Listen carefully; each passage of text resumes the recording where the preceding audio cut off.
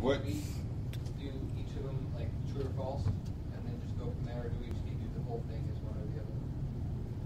Like when I was typing it, I think I did A bracket M equals K is false, and then I did E is less than B is false. That's even better. Yeah, it is better. But in this case, I just have to express whether the entire thing is true or not. But we won't lose points if we did it the other way. If you give me more information than what I have here, definitely not a problem. Yep. Why did you update G and not F? Column G is variable F. Oh, okay. Yeah, G is the name of the column, but it is used to represent the value of F. I know it's confusing because they're right next to each other. Okay. All right, let's make sure we save it. And then we move on to the last test case. The last test case, I think we're finding something that is in the array. Like in this case, we're trying to find the value of 4, which is in the array. So we just want to see one case where the value we are looking for is actually in the array, to make sure that we can still terminate the loop, and make the right conclusion. Okay, well, so we start with line 1 again. B is initialized to 0. Line 2, E is initialized to 3. Same thing as last time. Line 4 computes the value of M. 0 plus 3 is 3. 3 divided by 2 is 1.5. The floor of 1.5 is 1.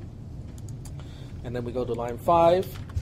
A bracket M is less than K is true because we have 2 here and we have 4 here. 2 is less than 4 is true. We go to line 6. Line 6 is updating B to become M plus 1.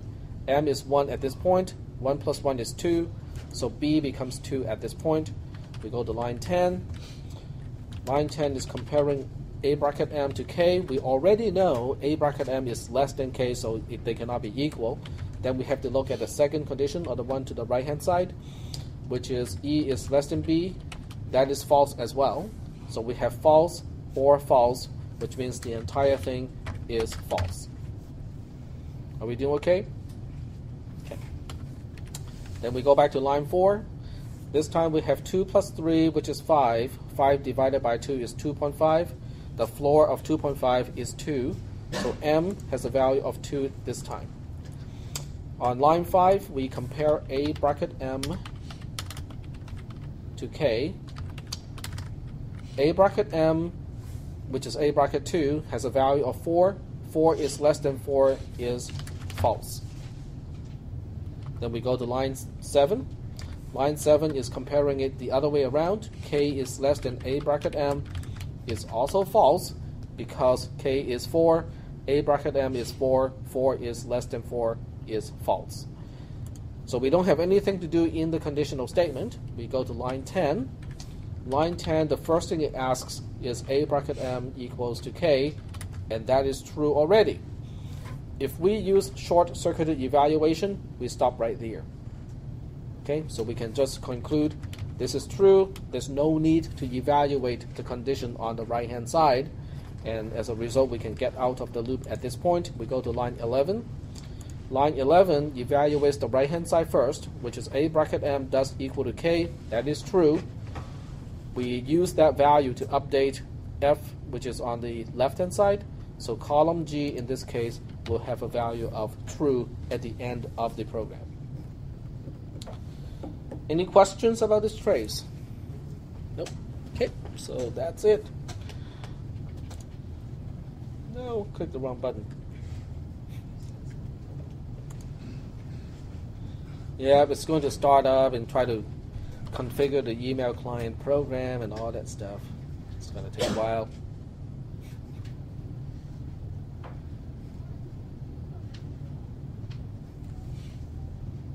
Oh, maybe not. Oh, okay. Yeah. We have to close this. There we go. Are there any questions at this point about this program?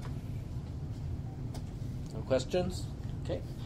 So I will take this opportunity. Yep, go ahead. So in this case, when you find the number that you're looking for, you can you don't have to do anything inside the conditional statement. Yeah. Correct. Yep. You can just go Yep. false. The conditional statement is only going to do something when you do not find the item that you're looking for. Because it's a multi-branch conditional statement. Line 6 will only fire when a bracket m is less than k. Line 8 will only fire if k is less than a bracket m. There's no action associated with what happens when a bracket m doesn't equal k, which is fine because line 10 will catch that case anyway, and it will get out of the loop at the right time. There are alternatives to write this code, but this is one simple way to do it.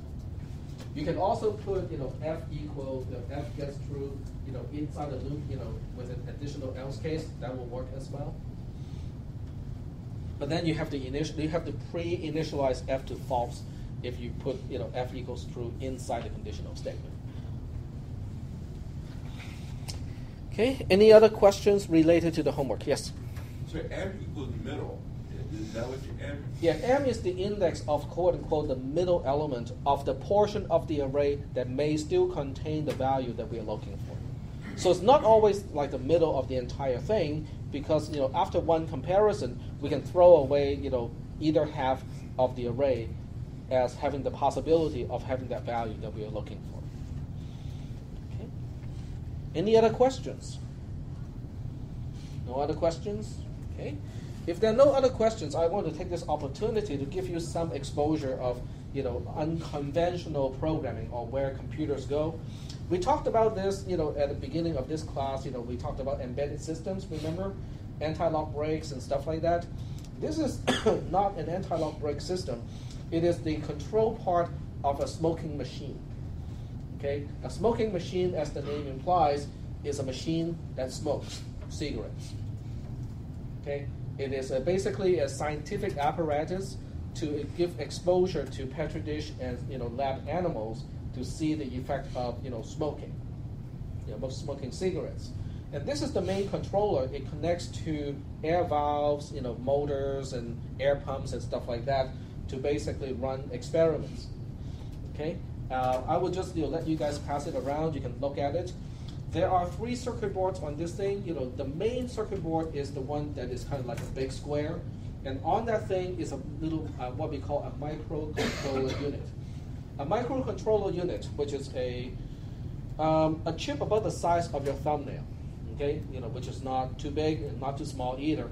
It's about $11, but that's a computer on a chip.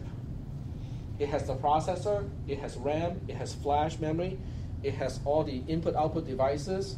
You only have to give it 5 volts to make it operate. Okay, it is as simple as that. Just give it 5 volts, or sometimes even less, and it will start to operate. And in this case, it is used to control air valves, because the apparatus itself has plungers to insert cigarettes into a carousel.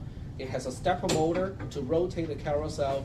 It has a air pump to emulate puffing and cigarette, so it will do the inhaling. It has a lighter to light up the cigarette. And then after the cigarette has been around for 9 rounds or so, there's also an ejector to kick the cigarette out, so it will be ready for the next one. The apparatus has a magazine of about this long, so the experiment, a lab assistant will load it up with cigarettes. And this thing can work for hours, on one single reload of the magazine. And someone can keep reloading the magazine, while the thing is operating. So it can basically do, cigarette smoke exposure tests, on a continuous basis. So it's kind of interesting, but to you guys, okay, what is interesting is a particular area of programming called embedded system programming, which is the programming of this little chip inside, on the main circuit board. There's also a secondary circuit board, which is kind of like a rectangular shape. This is what I call an LKM, or an LCD keyboard module. It's doing nothing except to run the smaller board as a dumb terminal. So this way, I can use the front panel to configure how many cigarettes to smoke, what is the amount of on time versus off time, how hot I should run the lighter, and so on and so forth. So it has a complete user interface, on the front panel, so people can configure, all those parameters accordingly. There's a little circuit board on this side. This little circuit board has what we call an H bridge, which is a necessary component to control a stepper motor.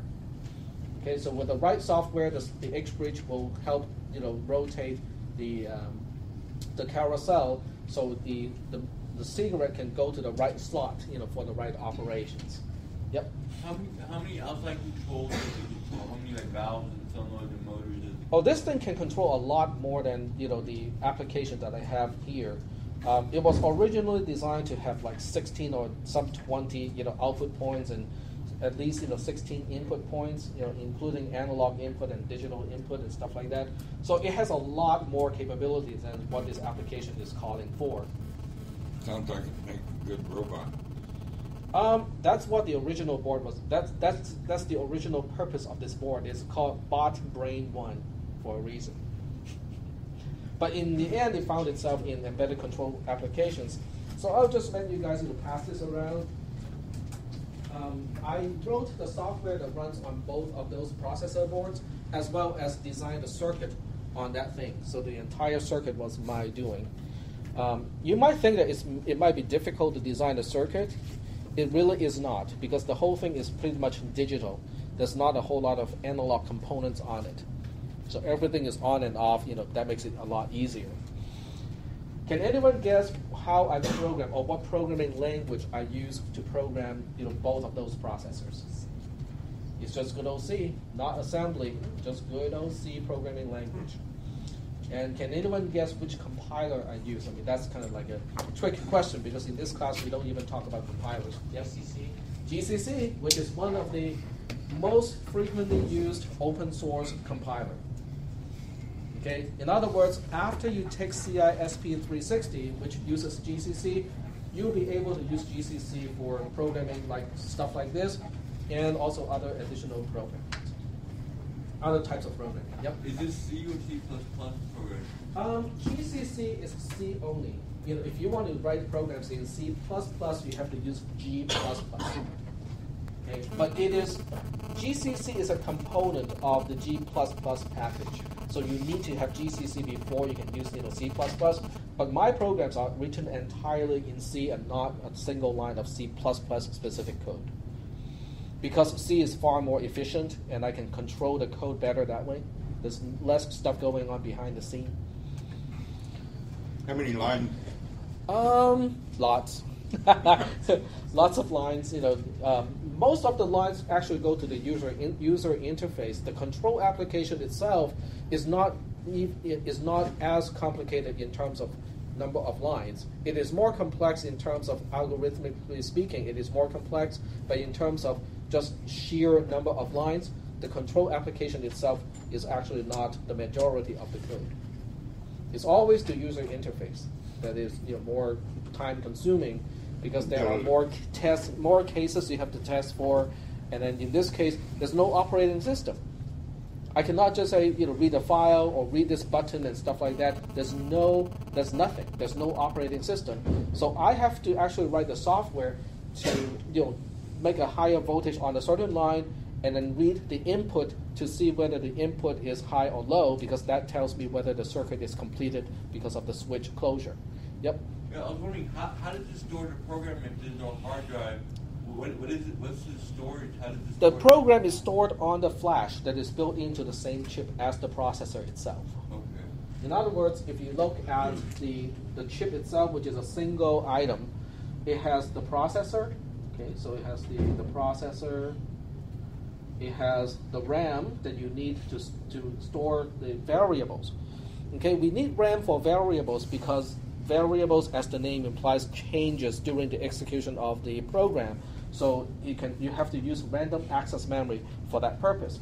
The program itself is stored in basically some sort of flash memory,